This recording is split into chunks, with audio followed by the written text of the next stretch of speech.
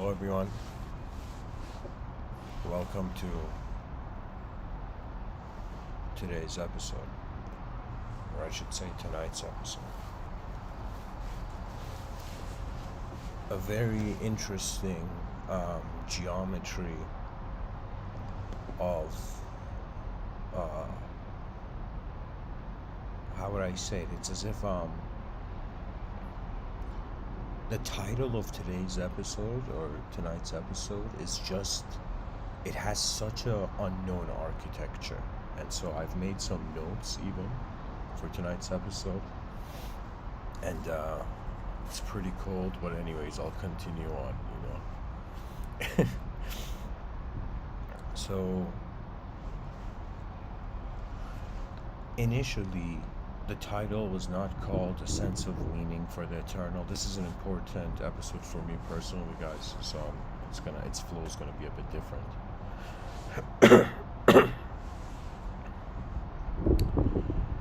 Pretty much a sense of meaning for the eternal.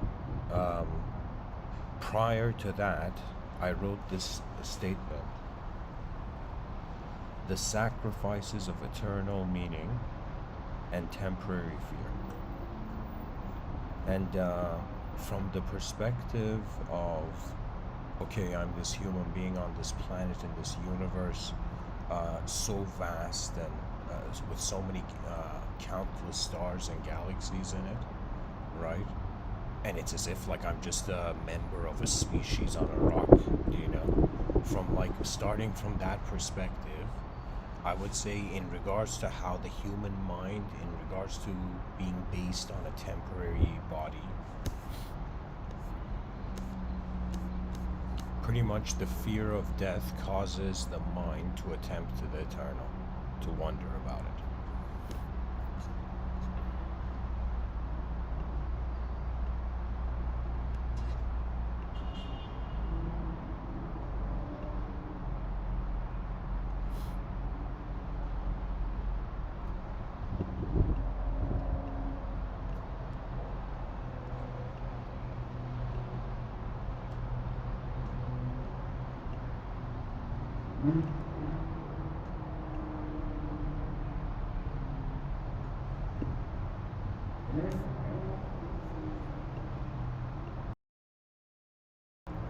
Sorry guys, I was just fixing the input of the microphone. Anyways, it's just like from the curious standpoint of, all right, we're these temporary creatures on this planet. We have minds that are like another level of intelligence upon matter. And so it's as if like life is pretty much kept in meaning. One of the world's greatest question is, what is the meaning of life, right? So in response, like how would I say it? The human mind's response to this concept of being a temporary entity that in some sense breaks into the void, the mind entertains the duality of the eternal. That means it's as if like the person reaches a certain point where they say, okay, I'm this temporary biological organism, but what would the perspective of an eternal being be? Right? What would the psychology of an eternal being be? Right? And to me, that's what I've noticed, that in human history, you see all those stories and narratives where the concept of sacrifice is there. It's pretty much showing from like a sociological view that in some sense certain human beings, they felt like eternal beings, therefore their sacrifice was something honorable. It's as if their sacrifice was the elevation of their soul, their self-sacrifice, as if like kind of like going beyond the framework of yourself. Like, I don't want to get into samurai psychology, but it's like it's as heavy as that.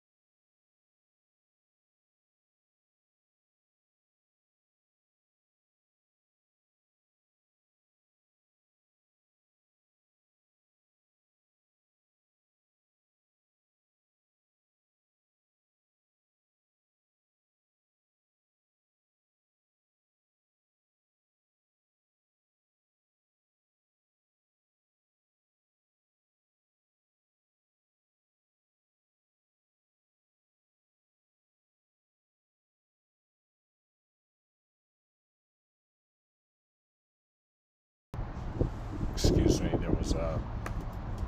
I was checking something on this side. Anyways, to continue.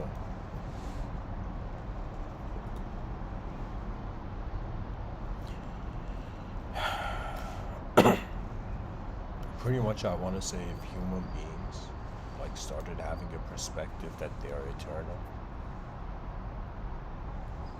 that it's as if what would a civilization of eternal entities look like? What would a civilization of just temporary entities look like? Do you know, it's as if the psychology of an immortal consciousness, you know, is poetically like the fearless observer of all.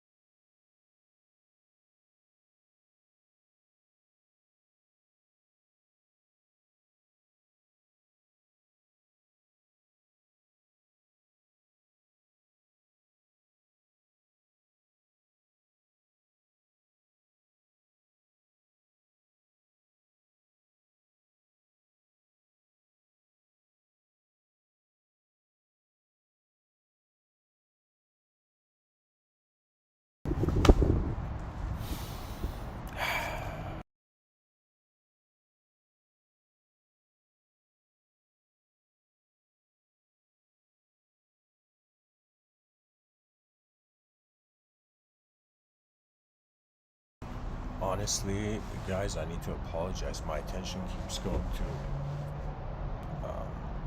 the settings of the computer.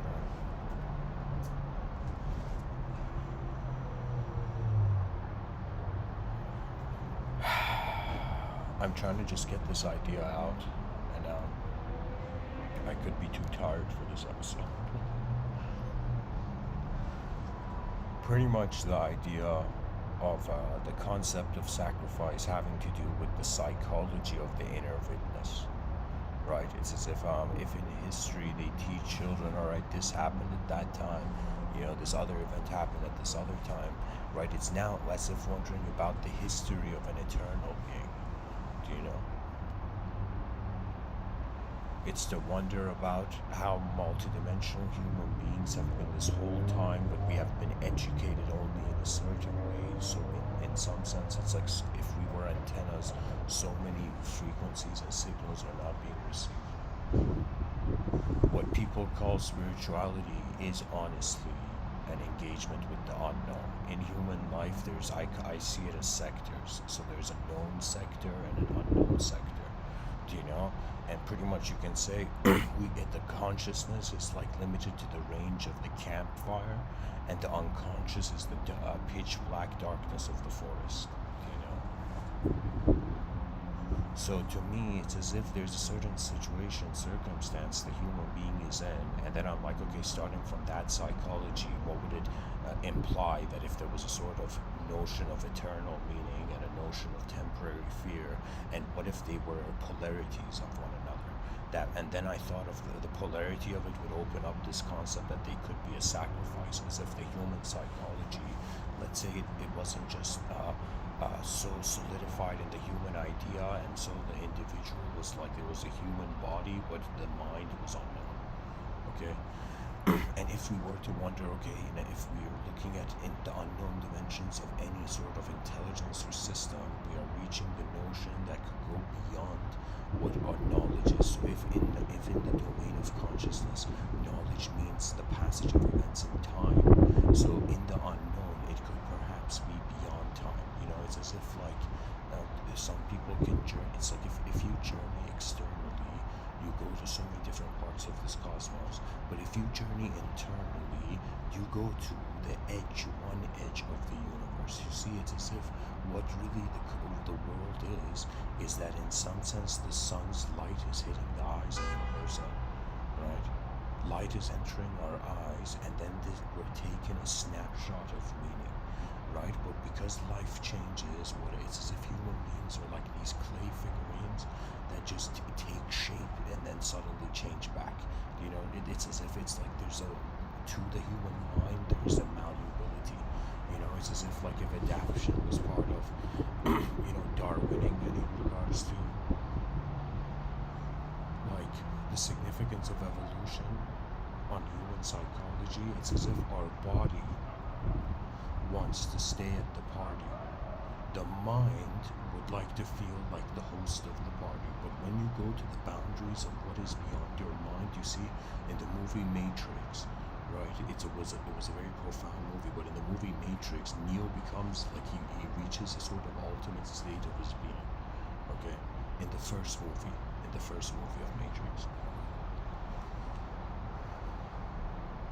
Neo is pretty much this random dude.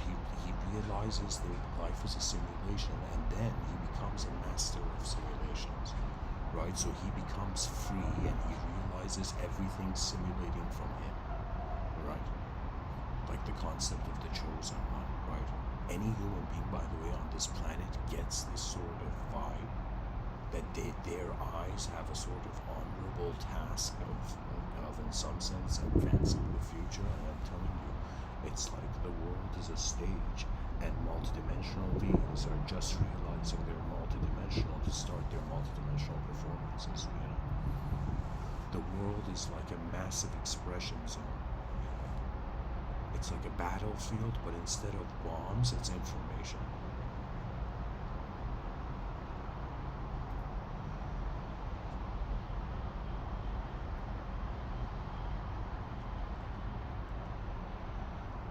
It's like in the trenches of an inefficient civilization. The dreams of an efficient civilization were touched. You see, imagine like your eyes have opened on this planet. You realize that you have journeyed to a certain length. It's as if you were a traveler, your experiences are all your journeys. Right? And also imagine now realizing you're multidimensional. And when I say multidimensional, I'm not saying, there's a Casper movie coming. What I'm trying to tell you is that I have realized that knowledge is held in the middle of nowhere. You see, when the Buddha said emptiness in Zen, there was the significance of an acknowledgement that it doesn't matter. It's as if the concept of death dies too. That is in some sense like the beginning of the dance of the eternal poetic. Pretty much in this episode, guys, I'm telling you, it's just I'm zooming in on the relationship of eternal meaning with temporary fear. And if anybody wants to get involved, like you can give suggestions in the chat section. But it's not something easy to talk about because it's like I'm a temporary organism, right? Trying to wonder what would meaning be for the eternals, for an eternal archetype, right? It's as if like back in the day there were kings, and then it was as if in the subconscious of the religious awakening, it's like God was the ultimate king.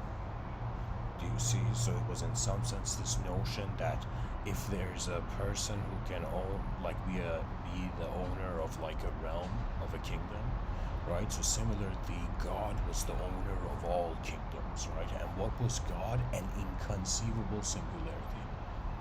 That is like where we are led to through religion, the inconceivable singularity, okay? Inconceivable singularity means beyond any form. It's as if like a video game character inside a simulation, waking up and being like, I don't want to play this game, and then realizing where the source of all games arise. You see, when it comes to human experience, it's not something you can teach. I think this concept of student and teacher is like, it doesn't even make sense, because the true nature of the human being is their whole moment, right? I've been in situations where I've argued with people that in regards to what is the idea of a guru, for example, right? people think it's like some sort of holy man, you know, where it like you know, it's like some sort of holiness story. But but I am telling you, it's as if my greatest realization in regards to this world.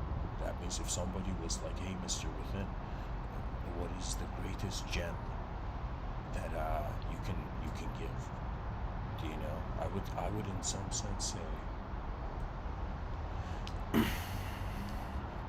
I have woken up so many days with so many different states of mind, with so many different senses of my own past and future, that after some point you just feel like the simulated nature of meaning, right? So it's as if when a person gets tired of searching for truth, what happens?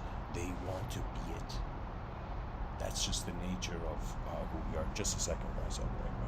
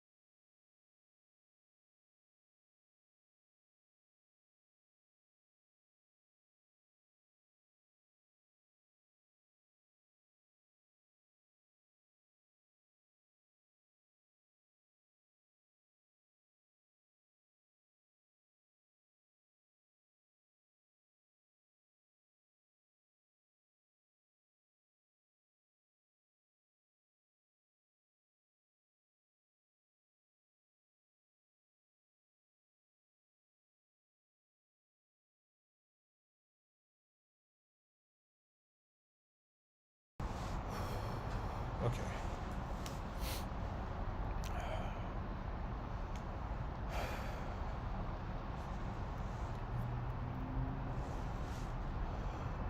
You know, guys, I'll say this: this episode is best heard if you're not in a rush. But anyways,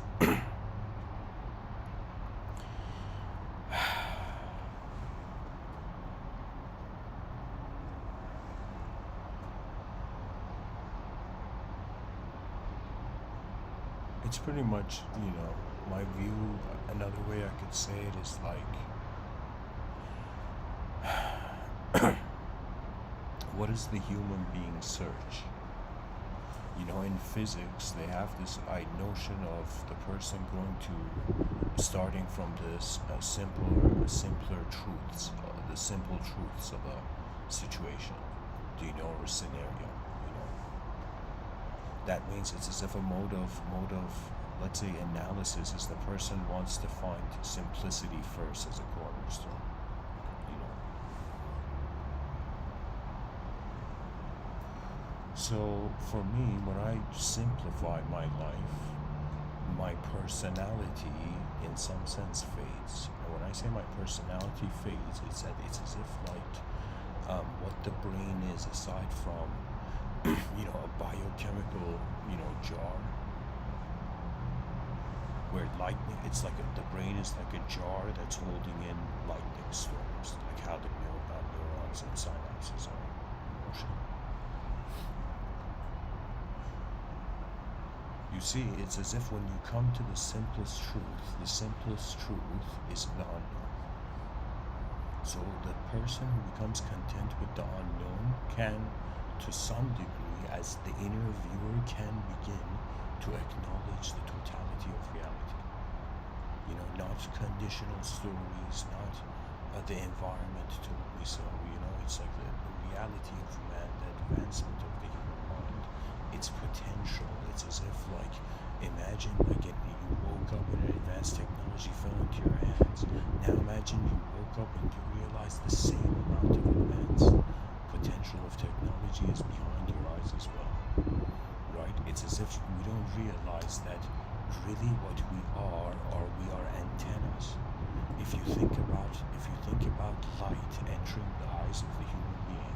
That's a signal. The signal enters the eyes, and then the antenna translates it. We are all living inside the language-oriented universal translation machine. Language is like, to me, it's a technology. I am telling you, when I look at the outer realms, it's a technology, everything.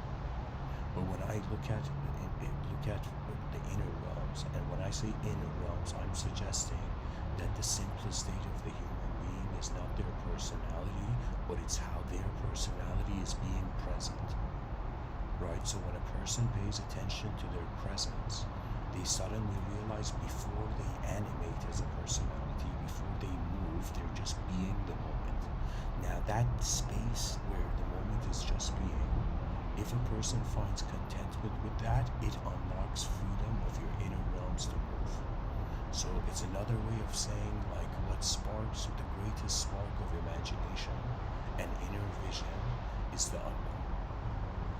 Right? So for me, it's as if, because we're all headed to the unknown is like a potential wonder of a paradise. You see the concept of paradise, if you see there's so many ways that idea can be there, right? It's like you can say if man is not in paradise, then man's vision of paradise is an artificial paradise, right? Or a person can have this view that earth was made in paradise. You see, ultimately what it is that each century, in each moment in history holds its own banner. Every wave of human beings that arrive on this planet, they are ultimately left as like being an advanced, like human intelligence. Like we're honestly the most advanced species. Dolphins are like, let's say, next in line, but they don't have fingers, so they're not biologically advanced.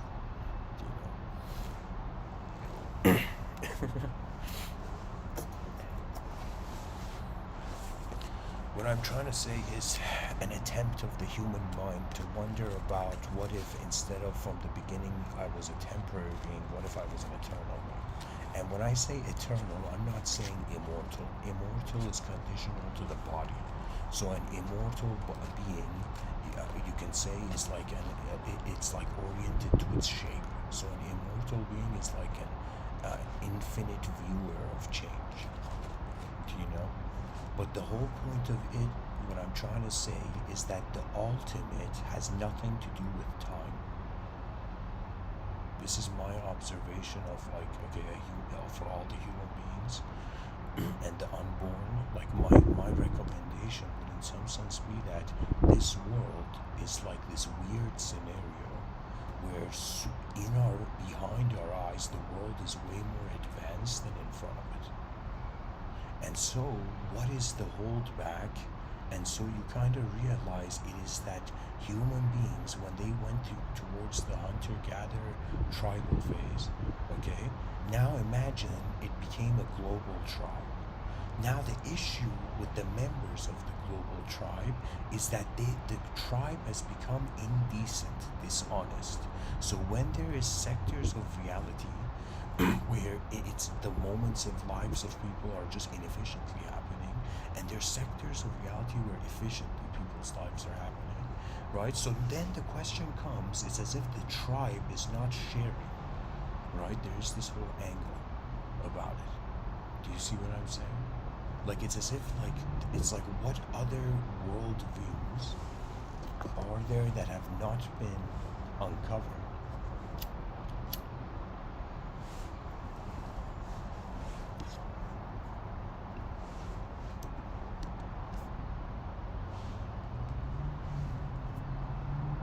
How many different Earths are there really? Is it just one Earth? Is it two Earths, the one in your mind and the one in front of your eyes? Is it like three Earths, like there's a witness, as if the person lives the life in accordance to, okay, there's a body, mind, soul?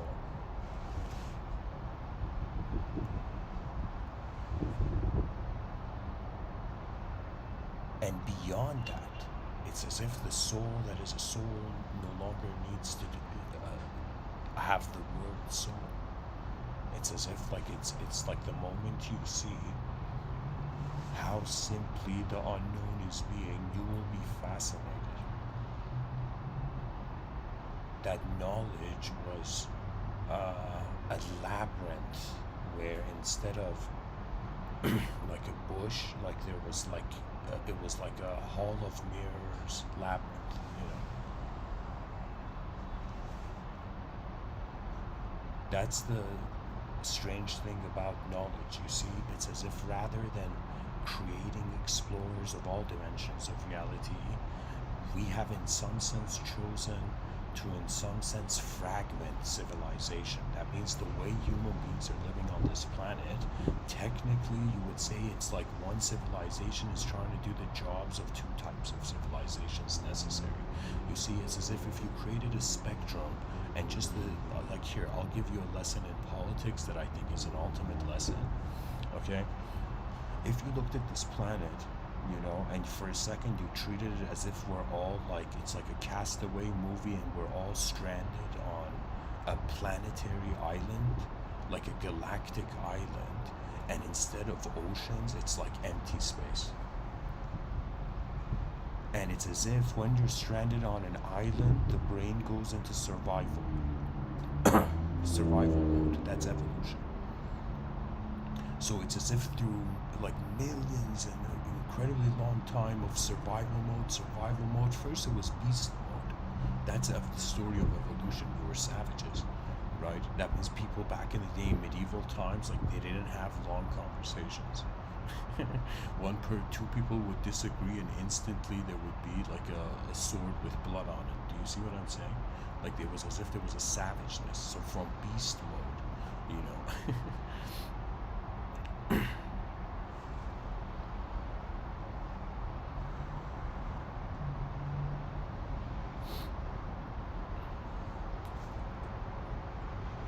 We shall one day even go to like airplane mode.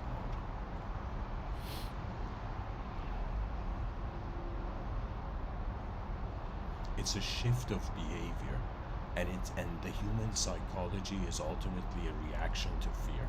So when you think about like how the world an advanced civilization should be governed, right? You would have to, in some sense, consider the best advanced civilization being completely free and completely efficient and advanced, right? And then you would also, in some sense, how would I say it? It's as if we under the premise of ultimate freedom, we build a fearless world, you know, an efficient world. You see, it's as if like there's a Buckminster Fuller, Marshall McLuhan, they would say spaceship Earth, right? A lot of people are like, why am I born? It's like, hey, look at the planet.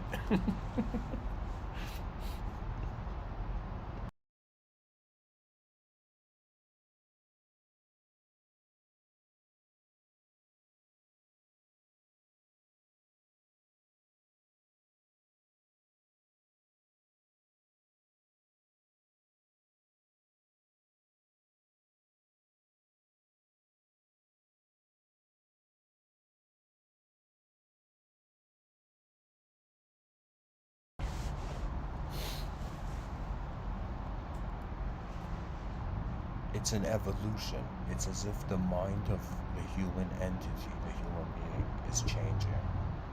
And it's changing in accordance to a spectrum. And it's as if like we as creatures are maxing out dualistic systems. That means it's like we are at that point in history where chaos and order are being called to the front stage, the ultimate archetypes of them. And let me tell you what I mean by this. It is in some sense, I shouldn't say a battle between dimensions, it is the great detachment of two dimensions, right? It's as if, like, let's say there was a governing inner attention or inner force, life force, you know, within the human being. Let's say the person doesn't even have an idea of a soul. They're like, okay, I'm just some intelligent force. It's like after all the brain has processed all the stories that it can fabricate. After the person has, in some sense, used language like a spear and thrown language into the unknown just to see how far it goes, only to realize that the brain is, in some sense, in a stage of constant self-expression. You see what that means is as if like there are unknown dimensions to life, but because we are at the center of the conscious waking state every human being alive is right now, it's as if we are ambassadors of a greater dimension of intelligence and perception that lesser species do not have access to. You see, it's as if we are that species on the planet where its eyes opened a little too much. You know?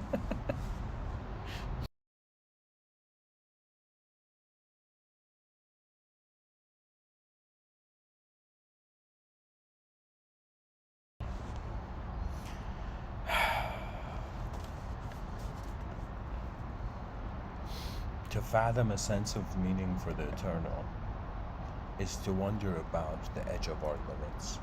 When we wonder about the edge of the world, one angle is that it's occurring right where your mind is happening, so it's as if you're the center of your body, or the center of where consciousness is taking place from your body. It's as if like that is one edge of the world. Your mind is an edge of the world. And the other edge is the unknown vastness of the physical world. You know, it's as if there is an unknown. It's as if we don't know who's looking through our eyes, and we don't know what we're looking at. Right? That is the kind of philosophically strange existential situation we find ourselves, right? That human beings are advancing language. Right now, it's like we're going to realize that to express emotions was a blessing where the future cultures may not have. Right? If you notice what's happening on this planet, is that the past did all that it could, and it brought forth civilization 1.1. Now, the people who are alive, their experience of reality has shifted culturally so beyond what the ancestors left behind, that it's as if, like, you know, one person saying, hey, species, you know, why not start building civilization 2.0 simultaneously, as if it's not that we destroyed our old world to create a new one. We kept growing our own old world, and then in some sense we build a new civilization. Right? Let's say the intent is to, like, the greatest argument for the advanced civilization would in some sense be that we want to see how many different ways human beings can live on the earth, as if the great global philosophy project given to everyone. You know, it's as if, you know what it is, the earth, it's the strange scenario where it's as if nature knows what needs to be done, but the psychological domains of man structured in the kingdoms of language, it's as if like the ego in some sense is really where attention is stuck on. Right? When you realize the nature of your attention is instant. To me, I can tell you, this was my greatest understanding of truth, ultimately, that it's instantaneous. Any truth that is like, you need to find it, that's not truth. The greatest truth is how it's all just being here. Now, from that standpoint, we entertain some, like, you know, frameworks of how the world responds to us. Right? That means if you looked at reality, it's like we have to start building sectors, and you know, it's as if the greatest way to, I would say, build. This may sound strange, but it's like, I think maybe one of the smartest things that smartest design is that we create spheres all over the planet. Do you know? That means we start creating like half-sphere sectors of civilization. But what they are, it's like this, imagine, I mean, I'm going really sci-fi, but imagine like it's like this onion city.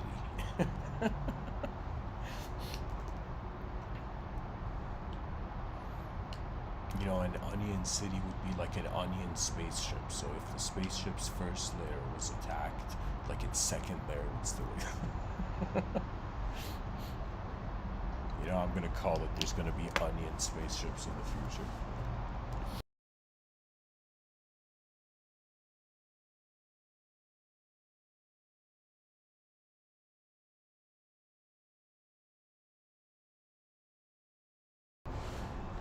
If the uh, this character in this video game of the world,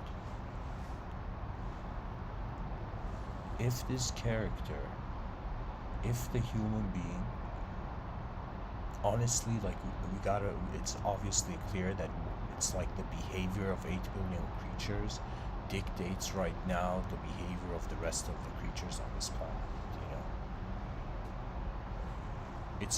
It means in some sense like we wonder about the spiritual side of Fermi's paradox. And we wonder as if, what if we are being watched by greater intelligence? I think that's a very interesting concept to entertain.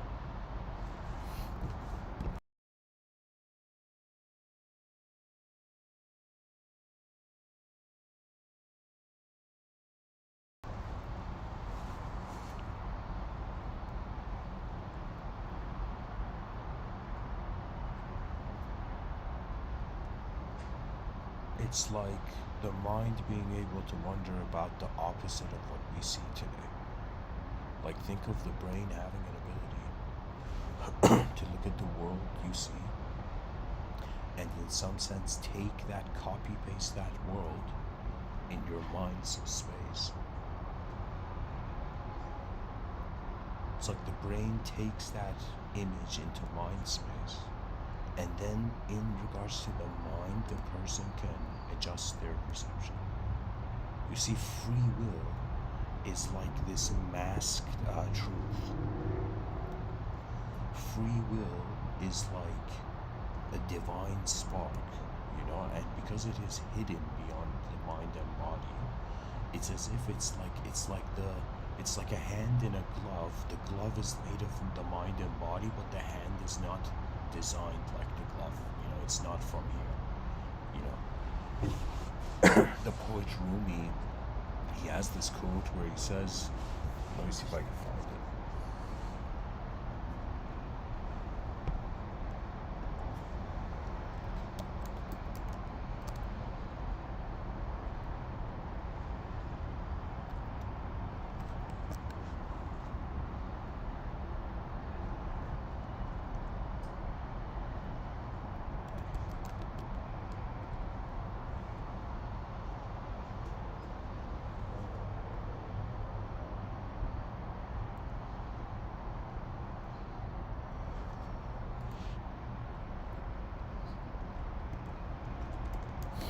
Sorry guys, I'm just trying to find this quote.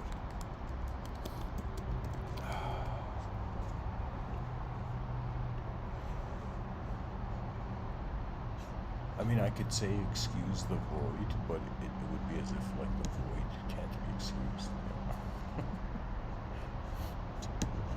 I don't think I can find this poem right now.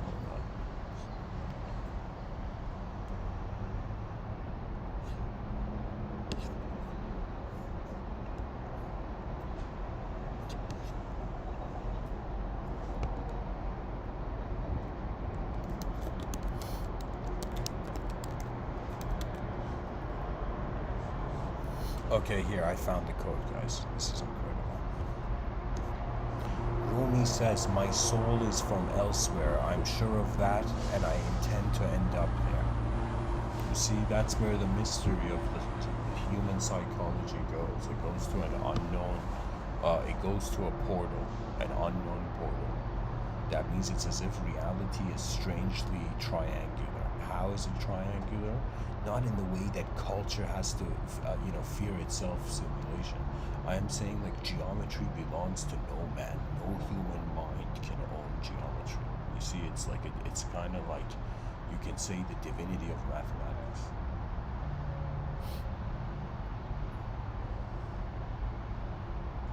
Geometry is such a crucial part of how civilization advances. It's like every artist being able to visualize like the future of their artwork, but in a vast simulated way. So when a child draws like a house, the child's envisioning the actual scale of size of the house.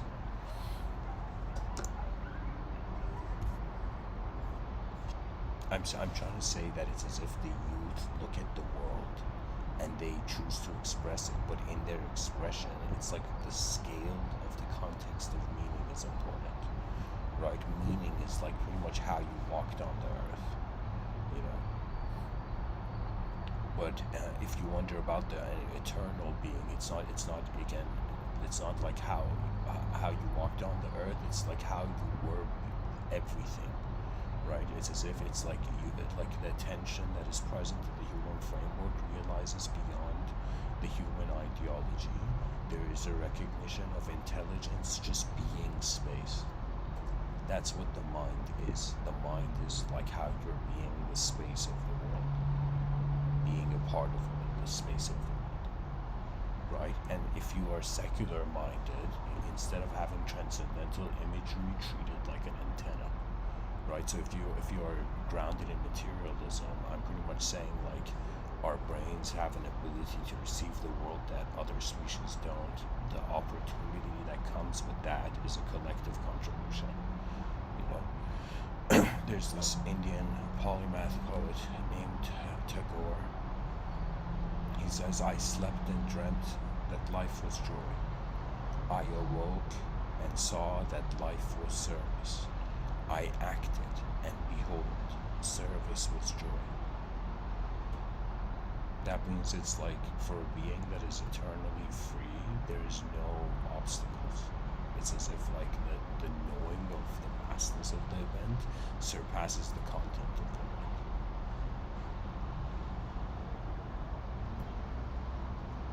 And so it's as if you look at like, let's say, Abrahamic religions, what you notice is that there's a sacrifice of the ego.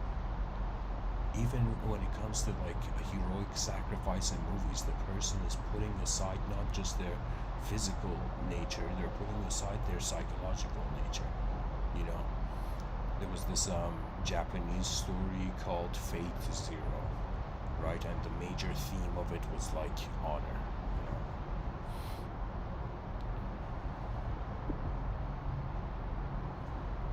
And so it's as if to abide by the truth has a winning power that in some sense reacting to the artificial does not.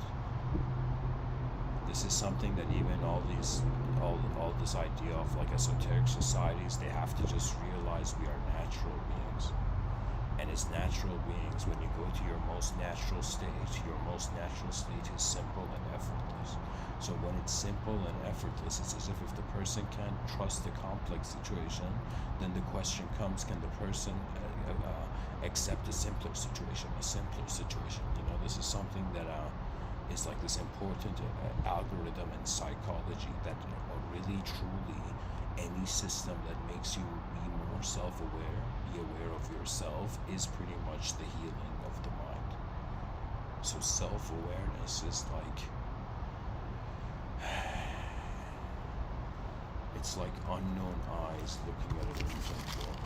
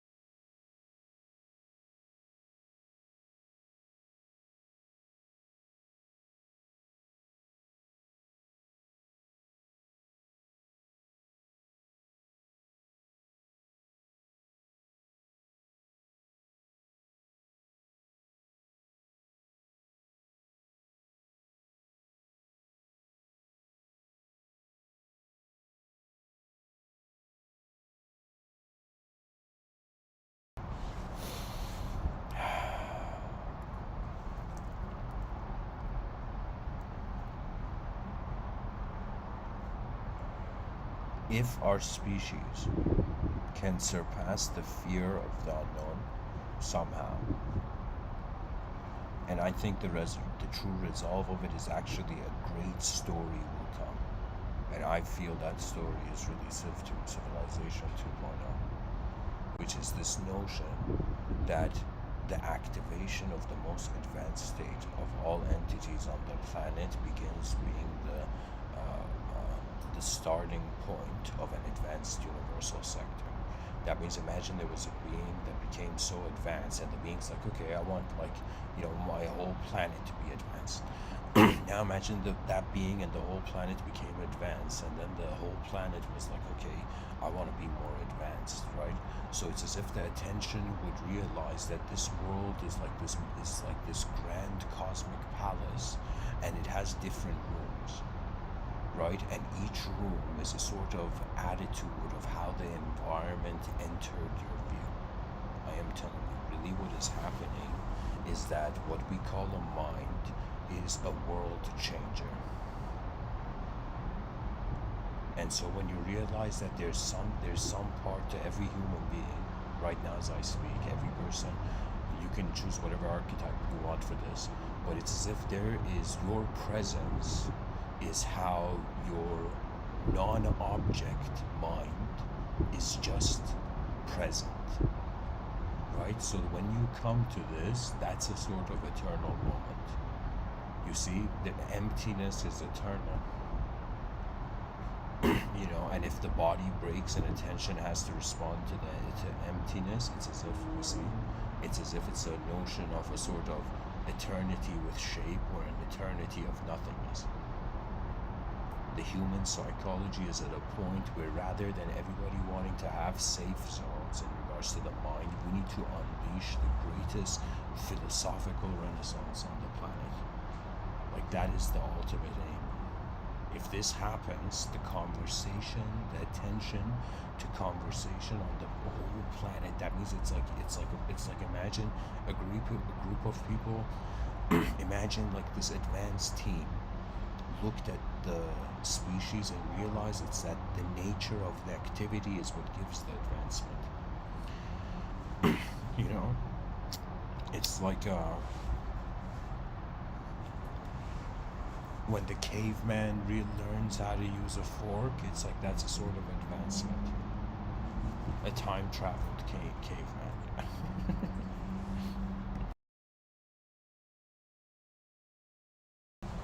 So what it is really that the culture, global culture, will become a roller coaster.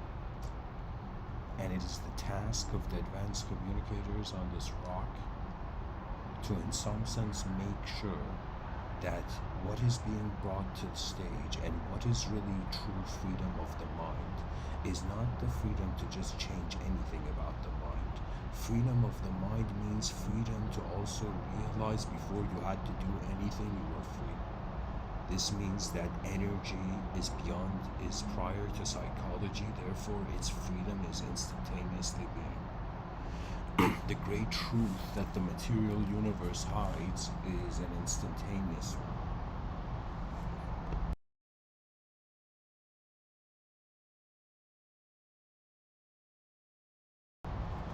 And so, whatever path the human being goes,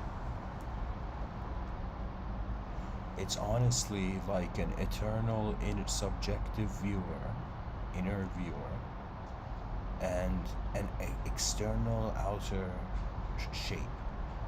It's as if these two are constituting the human ability. It's as if how human ability is moving is like through an eternal observer and through an infinite geometry. And these two are combined. And so what really is the attention that is presenting itself conscious through the eyes of every human being is that it is nameless. And it is, when the moment it's nameless, it means it is non-conceptual. So if a person wonders about the great hidden unknown truth, that means the unknown is unknown. That means it's like even the unknown has greater senses of unknown to it. You see, it's like when it's an infinite landscape, the attention has to respond to that somehow, right? So it's as if what is personality, or let me say it this way, the stage where human psychology is animating is a stage where one side of it is void. It's just a reaction. A part of life is a reaction to emptiness, right?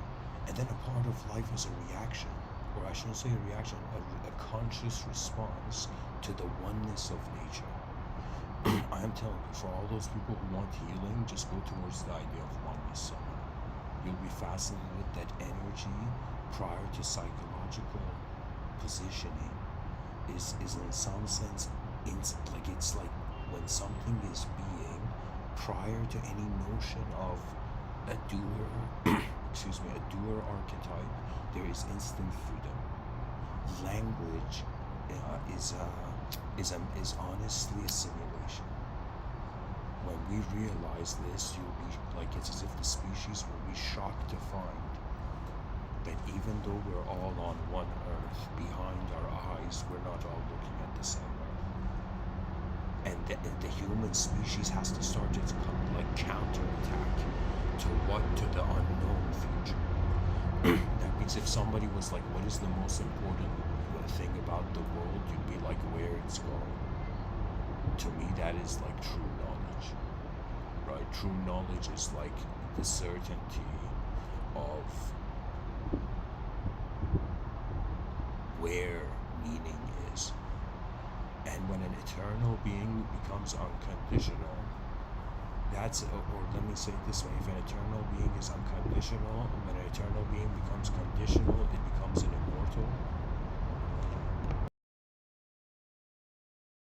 That means, think of it this way, that the immortality is another way of saying the body died, but the minds, somehow the dimension of the mind stayed. So that it's like immortality is like an eternal idea. It is as if like something that is running at the speed of how fast time is going. Somebody was like, no, somebody once said, nothing's faster than the speed of light. Somebody said, nothing's faster than the speed of time. And somebody then said, nothing's faster than, in some sense, the void. That means if truth is in the room, it is in the room. Enlightenment complete.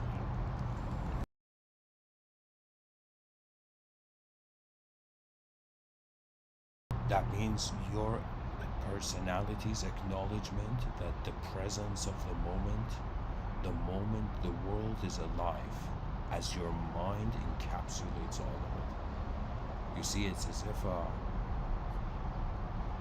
in the darkness of infinity, a little bit of light hit this rock, and there was, in some sense, born the knowledge of the finite.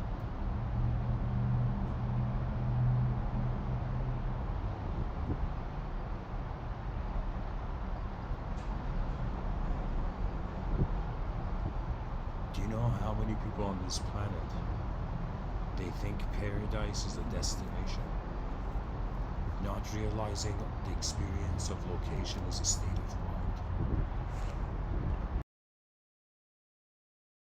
It's as if the person went to paradise and then, but the person was like, I don't know who I was though. Do you know? So it's as if like the unknown is free from that which limits knowledge.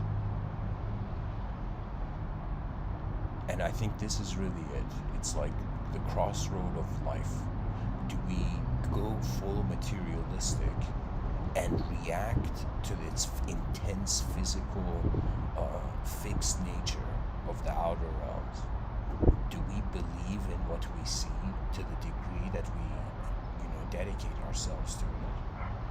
Or do we in some sense wonder about that, the observer rather than the observed? So you see, it's as if like infinity is not, or let me say it this way, as an eternal state of being is primordial. That means it's as if before time, truth is. This is honestly the ultimatum of knowledge. The unknown being unknown is the epitome of knowledge.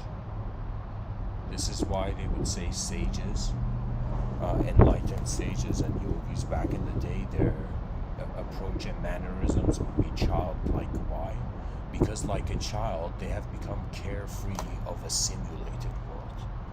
It's as if you see, it's as if like, is the person seeing a world or is the person being a brain happening?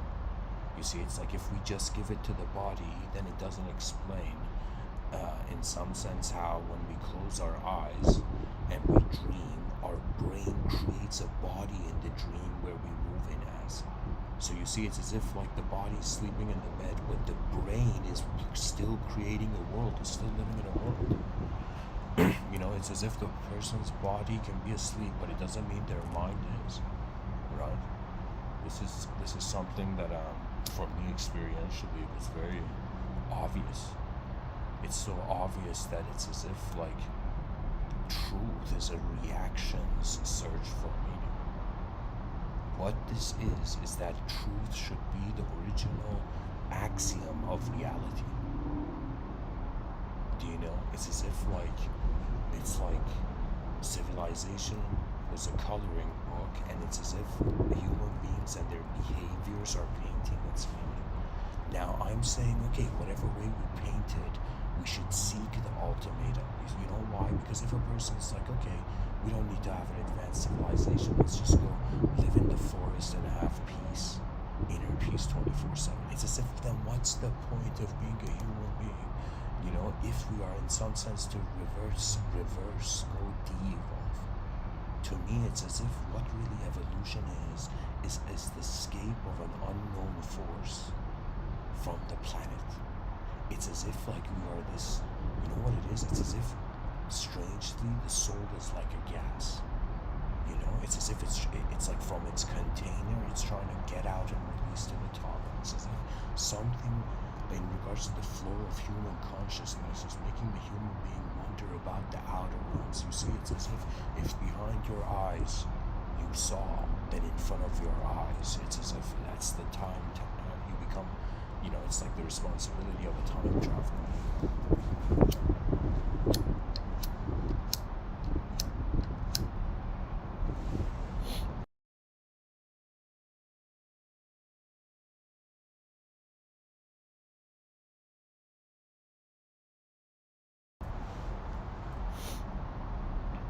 In my own life, I have had moments where I've just stared at the unknown. I have let the moments just be unknown. And it's energetically very liberating, because it's as if the brain has become, let's say the psychology, the sense of self, has become so content with the world that it has realized it is the world. That means when you realize what the brain is doing is overlaying upon the physical reality another version of the world, right? And then within you, there's this additional level of a viewer that is watching your body existing and watching the inner events in regards to what we, for now at least in 2022, people are considering as thoughts. It's as if like thoughts are like an incredible, mysterious thing. Do you know, for a human being to suddenly have any inspiration, it was as if a surfer caught a wave that the others missed.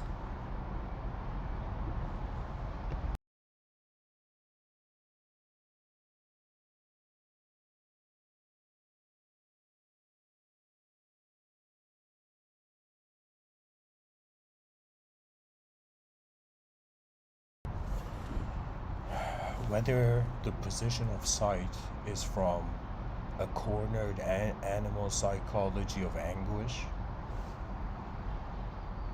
it's as if whether it's efficient or inefficient, it depends honestly on how loud the roar of every soul is. You know, it's like to build an advanced civilization is to, in some sense, like having 8 billion lions roar at the same time. You know? An eternity, we should be such fearless philosophers that we approach that concept in so many ways, you know.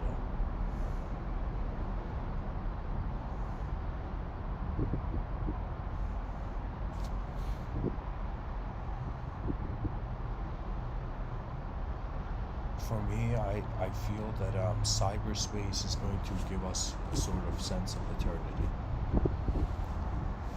Let's say that the brain is like producing a film, and let's say technology in the future can speed up the film. So let's say a person goes to a grocery store and has a step inside the grocery store, and inside their brain, you know, or let's say they open the doors of a grocery store, they see the aisles, and inside their brain, like suddenly they're calculating all the different ways, like a chess game, like all the different ways they're gonna walk to, in some sense, get the stuff, you know. So it becomes something, one of those things where it's as if our inner film can go faster than our outer film. If it goes too faster, and that's fun, then we lose the pleasure of the biological. You see, what it is that it's like the intelligence of the human being is beyond the dimension of the body. So at best, the most liberated state is piloting of the body. You know, it's as if when matter becomes divine, you know, then heavens never went anywhere.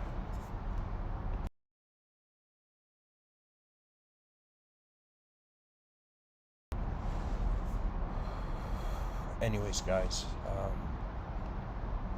I'm gonna end the episode. There may be a part two, there may not, I'll see. But for the listeners and future listeners, write down below what you think the title means to you. Like, how do you perceive a sense of meaning for that term, or of the term? Anyways, namaste. Blessings.